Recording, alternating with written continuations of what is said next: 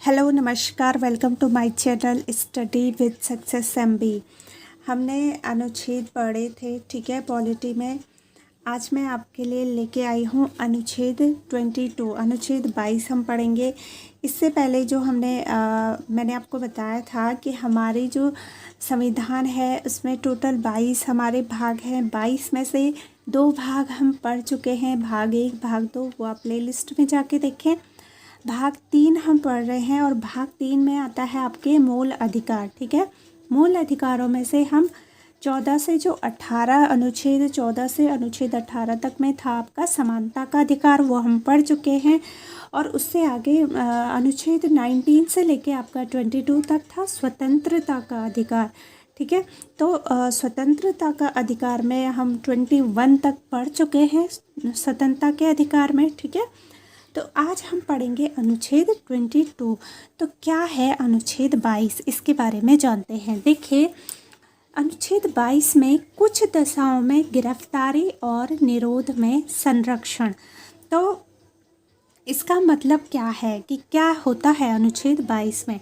देखिए, जब भी कोई गिरफ्तार होता है तो गिरफ्तारी में संरक्षण है, अनुच्छेद 22 में है कि कुछ दशाओं में, ऐसा नहीं कि हर कोई जो भी गिरफ्तार हो रहा है उसे संरक्षण मिलेगा, जी नहीं, ऐसा नहीं। लेकिन ये आप देख सकते हैं कुछ दशाओं में गिरफ्तारी में संरक्षण, ठीक है। तो ये कहता है आपका अनुच्छेद 22। अनुच्छेद 22 में ये चीज़ कही गई है, ये आप देख सकते हैं कि ये आपको पूरी मैं स्क्रीन शो कर रही हूँ। अगर आप मेरे साथ साथ नोट्स भी बनाना चाहते हैं तो नोट्स भी आप अपने तैयार कर सकते हैं।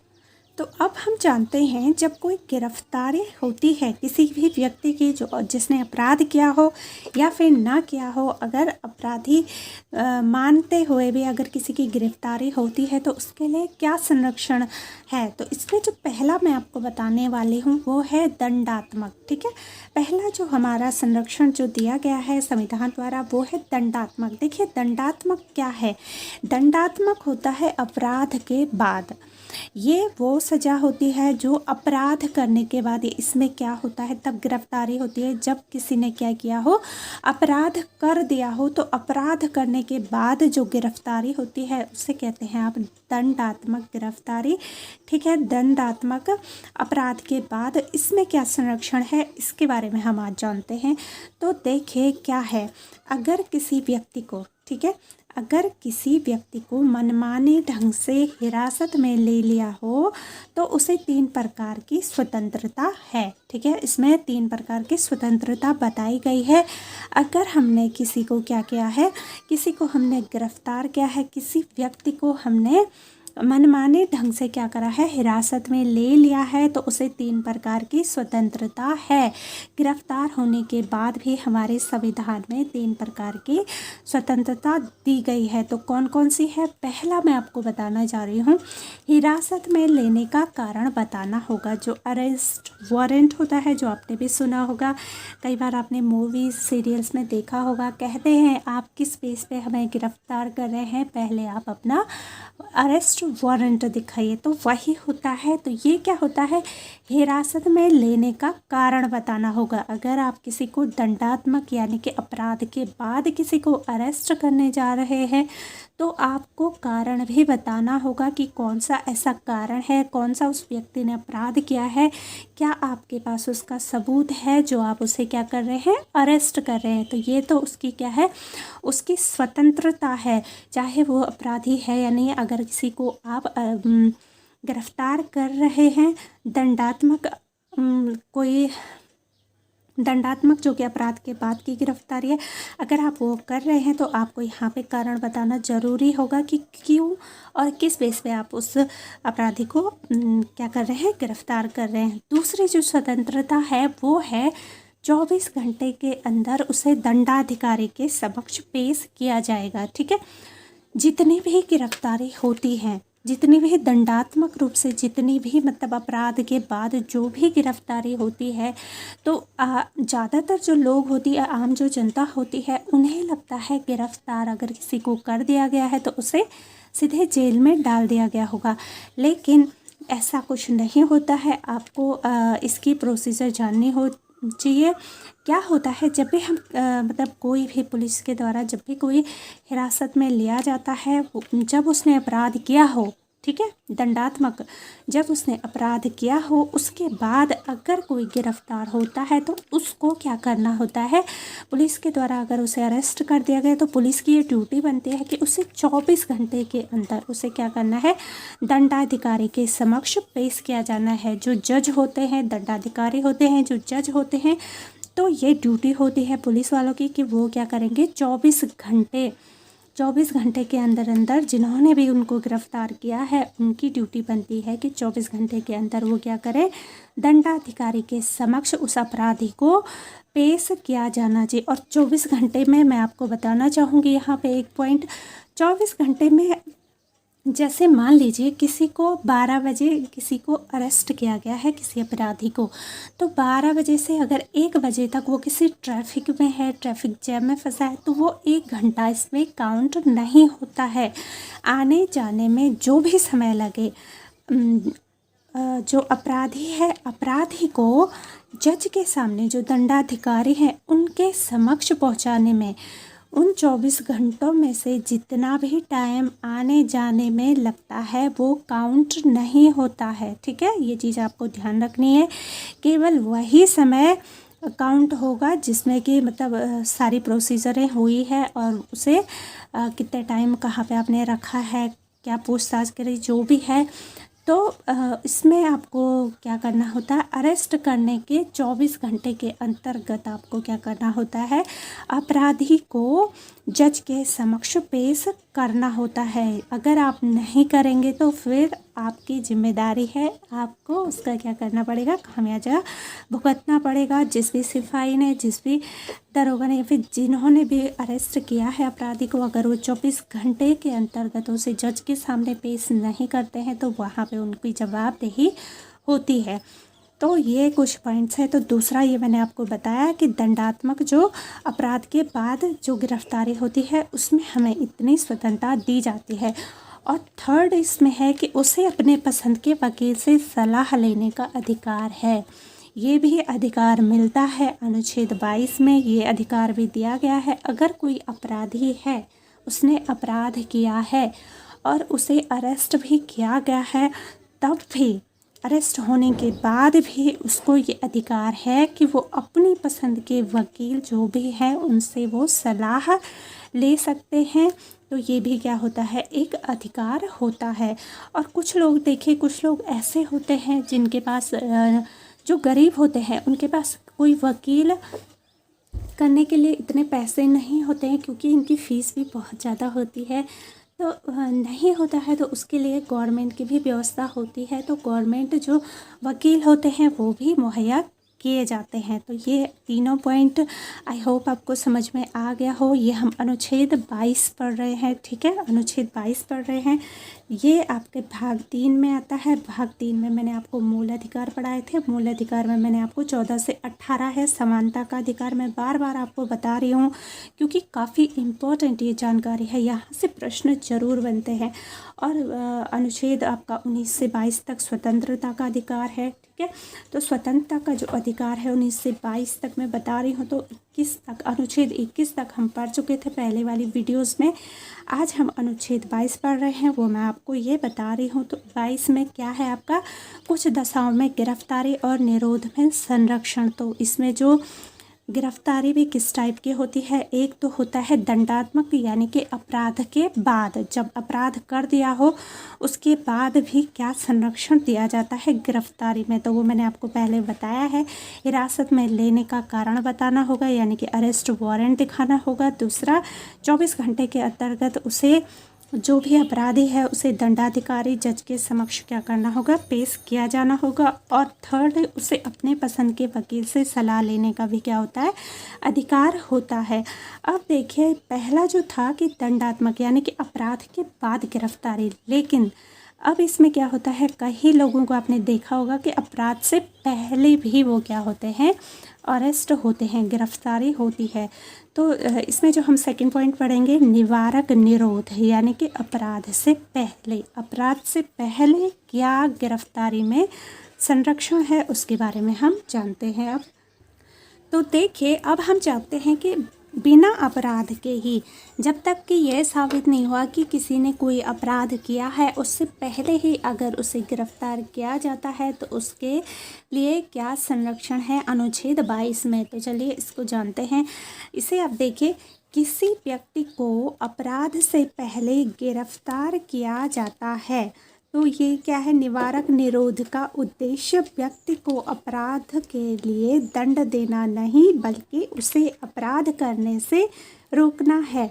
इससे राज्य की सुरक्षा, लोक व्यवस्था बनाए रखने या भारत की सुरक्षा संबंधी कारणों से हो सकता है। देखिए, किस बेस पे हम अपराध से पहले क्या करते हैं, अरेस्ट करते हैं। ये होता है कि कई बार अगर किसी को शक है कि इसने ये अपराध किया होगा, शक के बेस पे भी क्या होता है, अपराध से पहले क्या होती है, गिरफ्तारी होती है। लेकिन ये जो अपराध से पहले वाली गिरफ्तारी होती है, इसका उद्देश्य व्यक्ति को अपराध के लिए दंड देना नहीं होता है कि उसने अपराध किया है तो दंड देना, क्योंकि जैसा कि पहले ही मैं आपको बता चुकी हूँ कि ये अपराध से पहले की ही गिरफ्तारी होती है। तो इसमें क्या होता है, अपराध के लिए दंड देना नहीं बल्कि क्या होता है, उसे अपराध करने से रोकने के लिए होता है। जैसे कई बार इसमें क्या किया जाता है, कुछ लोगों को नज़रबंद ही कर दिया जाता है कि मतलब वो अपने घर में ही रहेंगे, घर से बाहर ही नहीं निकलेंगे, क्योंकि कई बार कुछ लोग ऐसे होते हैं कि कुछ गलत बयान न कर दे, कुछ ऐसा न कर दे जिससे राज्य में क्या हो, अशांति फैले, जो कि क्या हो, कानून के विरुद्ध कुछ जाके हो, जिससे व्यवस्थाएं क्या हो, डगमगा जाए, जिससे सुरक्षा कम हो जाए, जिससे कई चीज़ों का सामना करना पड़े। तो उसके लिए क्या होता है, कई लोगों को अपराध से पहले ही क्या किया जाता है, गिरफ्तार किया जाता है।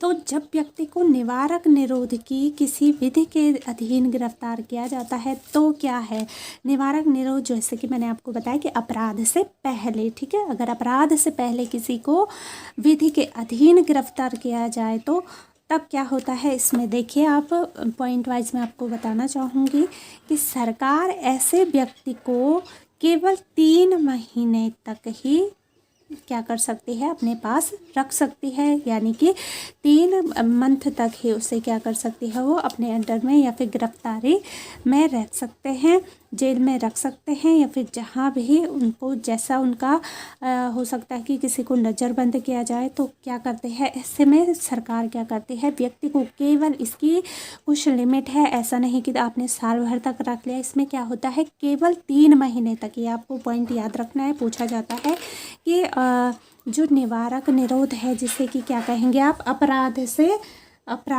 से पहले ही जो गिरफ्तारी होती है, तो इसमें क्या होता है कि आपको केवल 3 महीने तक ही क्या कर सकते हैं, अपने अंडर में रख सकती है पुलिस के द्वारा। गिरफ्तारी 3 माह तक ही हो सकती है। लेकिन यदि व्यक्ति को 3 माह से ज़्यादा के समय के लिए आपको गिरफ्तार करना है, उसे थानों में, जहाँ भी जेल में जहाँ भी रखना है, तो उसके लिए आपको क्या करना होगा, सलाहकार बोर्ड का प्रतिवेदन प्राप्त करना होगा। सलाहकार से प्रतिवेदन जब आपको प्राप्त होगा तभी आप उसी कंडीशन में आप अपराधी को क्या कर सकते हैं, 3 महीने से अधिक रख सकते हैं, क्योंकि अपराधी भी उसे नहीं कह सकते हैं क्योंकि वो अपराध से पहले है, केवल शक के दायरे में, शक में आकर के क्या करा गया है, उनको नज़रबंद किया गया है या फिर अरेस्ट किया गया है। तो इसमें देखिए क्या क्या है, क्या क्या कुछ नीतियाँ बनाई गई थी, तो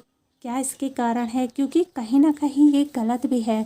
अगर किसी ने अपराध किया है तब तो सही है, किसी को आपने अपराध से पहले अगर किसी शक के दायरे में पकड़ा है तो अगर वो अपराधी है तो उसके लिए तो सही है। लेकिन कुछ लोग अगर उन्होंने कुछ नहीं किया है और शक के दायरे में किसी का 3 महीने भी नुकसान होना, या फिर ये चीज़ें थोड़ा क्या है, कॉम्प्लिकेटेड है, तो उसके लिए क्या निवारक निरोध है, तो वो मैं आपको बताना चाहूँगी। निवारक निरोध से संबंधित अब तक बनाई गई कुछ विधियाँ हैं, कुछ विधियाँ बनाई गई थी कि अगर किसी को अपराध से पहले अरेस्ट किया गया तो उनके लिए क्या विधियाँ हैं, तो वो मैं आपको डिटेल में बताऊँगी। देखिए, पहला इसमें क्या है, निवारक निरोध अधिनियम 1950, ठीक है, 1950। पहला क्या है, निवारक निरोध अधिनियम 1950। 1950। तो इसमें क्या है, भारत की जो संसद है उसने, आपको याद रखना है, भारत की संसद ने 26 फरवरी 1950 ईस्वी को क्या करा था, पहला निवारक निरोध अधिनियम पारित किया था। इम्पोर्टेंट ये तारीख है, तो आप इसे ज़रूर ध्यान में रखें। लेकिन फिर क्या किया गया, इसे 31 दिसंबर, ठीक है, 31 दिसंबर 1971 में यह क्या किया गया, समाप्त कर दिया गया। तो ये आप देख सकते हैं, जो ये 26 फरवरी 1950 को जो पहला निवारक निरोध अधिनियम पारित किया गया था, इसका उद्देश्य था कि राष्ट्र विरोधी जो तत्व हैं उनको भारत की प्रतिरक्षा के प्रतिकूल कार्य करने से रोकना था। मतलब कोई भी इसके भारत की जो प्रतिरक्षा है उसके विपरीत ना जाए, इससे रोकना था। इसे क्या किया गया था, 1 अप्रैल 1951 ईस्वी को क्या करा था, समाप्त हो जाना था, किंतु समय समय पर इसका क्या करा गया, जीवन काल बढ़ता जाता गया। तो फिर फाइनली क्या किया गया, इसे 31 दिसंबर, ठीक है, 31 दिसंबर 1971 में इसे क्या किया गया, फिर समाप्त किया गया। अब देखिए दूसरा इसमें क्या है, अपराध से पहले निवारक निरोध संरक्षण में अब दूसरा है कि आंतरिक सुरक्षा व्यवस्था अधिनियम, ठीक है, ये कुछ नीतियां बनाई गई थी। तो ये चला आपका 1971 में पारित हुआ था आपका आंतरिक सुरक्षा व्यवस्था अधिनियम, ठीक है। यह आपके 44वें संवैधानिक संशोधन इसके क्या था, प्रतिकूल था।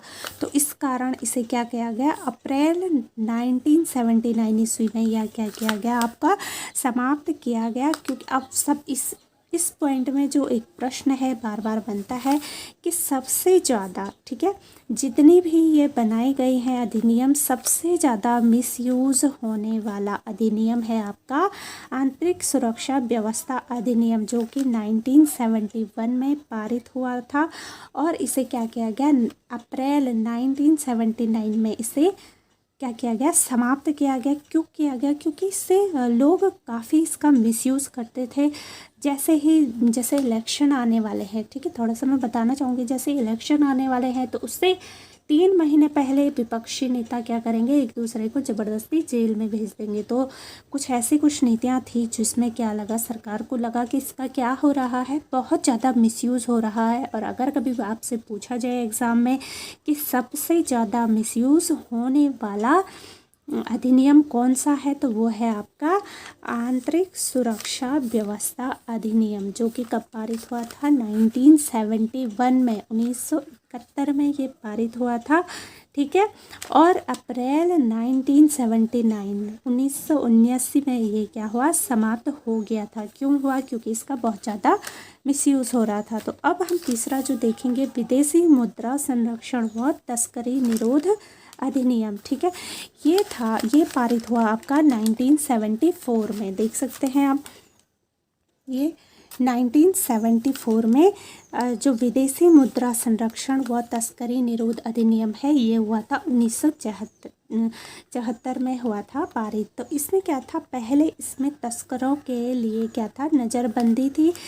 ये जो अवधि थी, नज़रबंदी का जो समय था वो पहले 1 वर्ष था, जिसे अब पूछा जाता है कि कब बढ़ाया गया। विदेशी मुद्रा संरक्षण व तस्करी निरोध अधिनियम 1974 को 1 वर्ष से आपका बढ़ाकर 2 वर्ष कब किया गया, तो वो किया गया था 13 जुलाई 1984 को, ठीक है। कब किया गया था, 13 जुलाई 1984 को एक अध्यादेश, ऐसे नहीं अपनी मर्जी से ही नहीं होती है कोई भी चीज़ें, क्योंकि संविधान जो लिखा गया है डॉक्टर भीमराव अंबेडकर जी द्वारा बहुत ही सोच समझ के लिखा गया है, इससे कोई भी ऐसे ही छेड़छाड़ नहीं कर सकता है, ठीक है।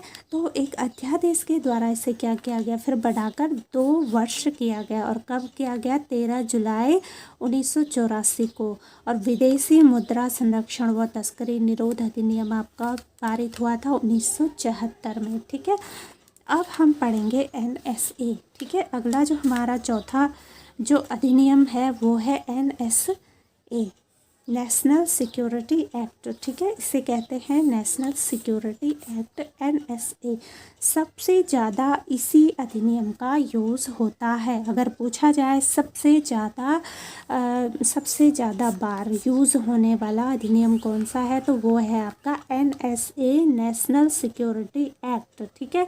अगर इसके तहत गिरफ्तारी हुई तो फिर क्या होता है, बहुत लंबी सज़ा होती है, सबसे ज़्यादा लंबी सज़ा होती है अगर कोई NSA के तहत गिरफ्तार हुआ हो तो। और ये सबसे ज़्यादा यूज़ भी होता है, जैसे आपने देखा था कोविड के टाइम पे भी, या फिर कुछ भी ऐसा होता है कि जो मतलब सरकार के उसमें हो, तो उसमें क्या होता है NSA लगता है और इसी का यूज़ सबसे ज़्यादा होता है। और इसके तहत अगर कोई गिरफ्तार हुआ, NSA के तहत कोई गिरफ्तारी हुई किसी की भी, तो उसे क्या होती है, फिर लंबी सज़ा होती है। और ये एक्ट चला था आपका, पारित हुआ था 1980 में, आपको याद रखना है, काफ़ी महत्वपूर्ण है ये 1980।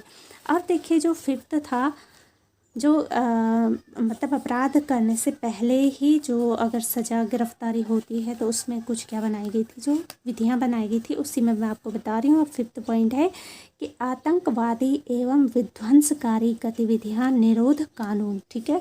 ये क्या है, टाडा है, ठीक है, TADA टाडा है। अब तक के सभी कानूनों में यह क्या है, सबसे अधिक प्रभावी है और सर्वाधिक कठोर कानून जिसे कहते हैं ना, सख्त कानून है, इसे कहते हैं टाडा। और इसे क्योंकि बहुत सख्त ये कानून था तो 23 मई 1995 में इसे क्या करा गया, समाप्त किया गया। कब किया गया, 23 मई 1995 को, ठीक है, इसे समाप्त किया गया, किसे, टाडा को।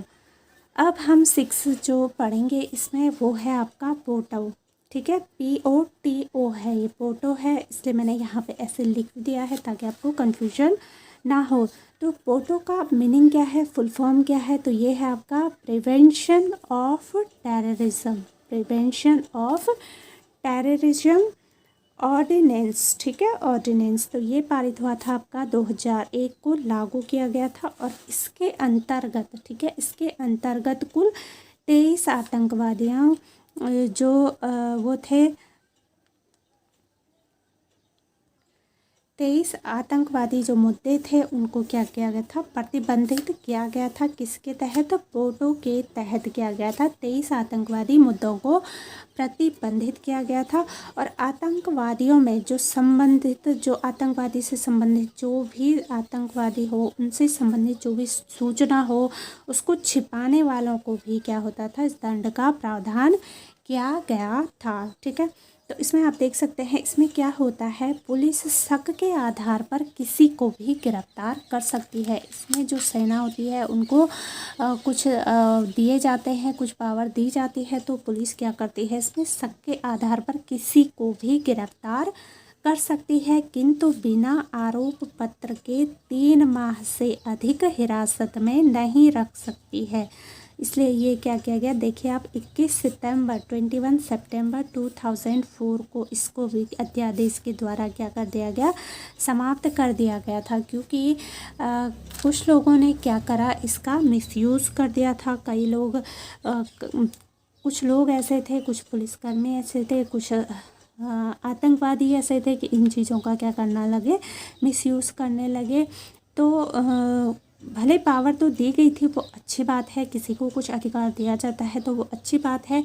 तो इसमें पुलिस को अधिकार दिया गया था कि सबके आधार पर वो किसी को भी गिरफ्तार कर सकती है। तो इसमें कई लोग इसका फ़ायदा भी उठाने लगे और कई लोगों का इसका नुकसान होने लगा। तो इसको मद्देनज़र रखते हुए क्या करा गया था, इसे 21 सितंबर 2004 को इसको अध्यादेश के द्वारा क्या किया गया था, समाप्त किया गया था। पूछा जाएगा आपसे कि पोटो जो अधिनियम है लागू कब हुआ था, ये हुआ था लागू 2001 में। और अगर पूछा जाए कि पोटो अधिनियम कब समाप्त किया गया था, तो ये किया गया था 21 सितंबर 2004 को, इस एक अध्यादेश के द्वारा क्या किया गया था, समाप्त किया गया था। तो ये हमने देखे, ये हमने पढ़े जो मूल अधिकार थे। मूल अधिकार में हमने समानता का अधिकार कर लिया है। और जो हमारा दूसरा था स्वतंत्रता का अधिकार, आर्टिकल 19 से लेकर आर्टिकल 22 तक वो भी हमारा कंप्लीट हो गया है। अब हमारा देखिए थर्ड जो हमारे मूल अधिकार में आता है, शोषण के विरुद्ध अधिकार। ठीक है, शोषण के विरुद्ध अधिकार। अब हम पढ़ेंगे आर्टिकल 23। तो ये है आपका शोषण के विरुद्ध अधिकार। देखते हैं कि शोषण के विरुद्ध अधिकार में क्या है। जैसे कि आप कंफ्यूज ना हो, मैंने आपको बताया था कि जो हमारा संविधान है इसमें क्या है, 22 भाग हैं। 22 भाग में से पहला भाग हम पढ़ चुके हैं, दूसरा भाग पढ़ चुके हैं, तीसरा भाग हम पढ़ रहे थे। तीसरे भाग में मूल अधिकार आते हैं। मूल अधिकार में पहला जो हमारा मूल अधिकार है वो समानता का था। समानता का अधिकार था आपका आर्टिकल 14 से 18 तक। और स्वतंत्रता का अधिकार दूसरा था मूल अधिकार, स्वतंत्रता का अधिकार जो था आपका आर्टिकल 9 से 22 तक। तो 19 अनुच्छेद 19 से 22 तक था हमारा स्वतंत्रता का अधिकार जो हम पढ़ चुके हैं। अब हमारा तीसरा जो मूल अधिकार है वो है शोषण के विरुद्ध अधिकार। और शोषण के विरुद्ध अधिकार अगर पूछा जाए कौन से अनुच्छेद में है तो वो है आपका अनुच्छेद 23 और अनुच्छेद 24 में। अनुच्छेद 23 से लेकर अनुच्छेद 24 तक। तो देखिए क्या है अनुच्छेद 23। अनुच्छेद 23 है, इसके द्वारा किसी व्यक्ति को खरीद, बिक्री, बेगारी तथा किसी प्रकार का अन्य जबरदस्ती लिया हुआ श्रम गलत ठहराया जाएगा। ठीक है, जिसका उल्लंघन विधि के अनुसार क्या होगा, दंडनीय होगा। अगर किसी भी व्यक्ति को आप उसकी चाहे बिक्री हो, खरीदारी हो या फिर कुछ भी हो, अगर उसकी उसमें रजामंदी नहीं है, अगर उस व्यक्ति की उसमें इच्छा नहीं है तो आपको ये अधिकार नहीं है कि आप ज़बरदस्ती किसी का क्या करें, शोषण करें। ज़बरदस्ती आप किसी से भी कुछ भी नहीं करवा सकते हैं। तो ये क्या है, दंडनीय है, अपराध है। तो आर्टिकल 23 जो कि शोषण के विरुद्ध अधिकार है, आप बिना किसी से भी आप कोई किसी भी प्रकार का जो दबाव में कोई कार्य हो उसे नहीं करा सकते हैं। ये अनुच्छेद 23 कहता है आपको कोई अधिकार नहीं है कि आप ज़बरदस्ती किसी से कोई काम करवाएं, ज़बरदस्ती किसी से कोई बिक्री करें किसी की, फिर कुछ भी ऐसा या फिर कुछ भी किसी की खरीदारी करें बिना किसी के अनुमति के। आपको ये अधिकार नहीं दिया गया है। अगर आप ऐसा करते हैं तो आपको दंड का भुगतान करना पड़ेगा। और ये बहुत ही अच्छा डॉक्टर भीमराव अंबेडकर जी ने हमारा संविधान लिखा है। अब हम पढ़ेंगे आर्टिकल 24। ठीक है, अनुच्छेद 24। तो अनुच्छेद 24 में क्या है, बाल श्रम जो आपने भी सुना होगा, बालकों के नियोजन का प्रतिषेध। तो ये है अनुच्छेद 24 में।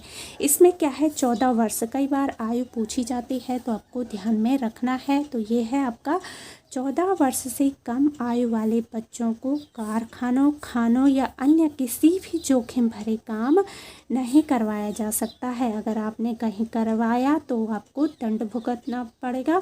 अगर आप देखते हैं कहीं पे 14 वर्ष से कम का कोई बच्चा ऐसा कुछ श्रम कर रहा हो तो आप उसके खिलाफ जाके कार्रवाई भी करवा सकते हैं। तो ये हमारा शोषण के विरुद्ध अधिकार था अनुच्छेद 23 से 24 में। अब हमारा फोर्थ जो मूल अधिकार है वो है धार्मिक स्वतंत्रता का अधिकार।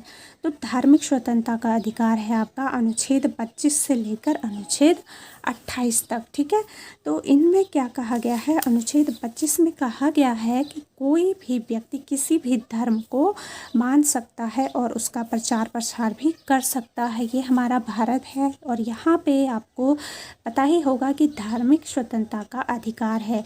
कोई भी व्यक्ति, आप किसी भी धर्म को मान सकते हैं, आप हिंदू को मान सकते हैं, मुस्लिम को मान सकते हैं, सिख, ईसाई, आपको जो धर्म आपका है आप मान सकते हैं। जो धर्म आपका नहीं है, अगर आप तब भी किसी अन्य धर्म को मानना चाहते हो तो आप मान सकते हो। उसकी क्या है, आपको स्वतंत्रता दी गई है और उसका आप प्रचार प्रसार भी कर सकते हैं। तो ये कहा गया है आपका आर्टिकल 25 में। आर्टिकल 25 में अंतःकरण की और धर्म के अबाध रूप से मानने, आचरण एवं प्रचार करने की क्या है, आपको स्वतंत्रता है। अब हम पढ़ेंगे अनुच्छेद 26। ये भी धार्मिक स्वतंत्रता का ही अधिकार है। इसमें क्या लिखा गया है, देखिए, धार्मिक कार्यों के प्रबंध की स्वतंत्रता। ठीक है, व्यक्ति को अपने धर्म के लिए संस्थाओं की स्थापना व पोषण करने, विधि सम्मत संपत्ति के अर्जन, स्वामित्व व प्रशासन का क्या है, अधिकार है। ठीक है, आपको अधिकार है कि आप अपने धर्म के लिए क्या करें, किसी व्यक्ति को अपने धर्म के लिए संस्था की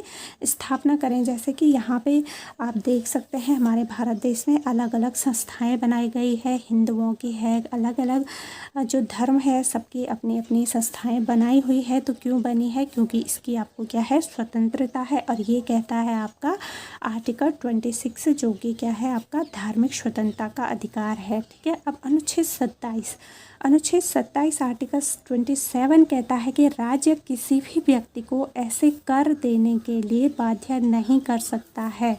ठीक है, अगर हमारे राज्य में देखिए, आपके राज्य में कोई भी व्यक्ति आपसे ऐसा नहीं कर सकता है कि ये हमारे धर्म के लिए आपको इतने पैसे देने ही देने हैं, बाध्य नहीं कर सकता है।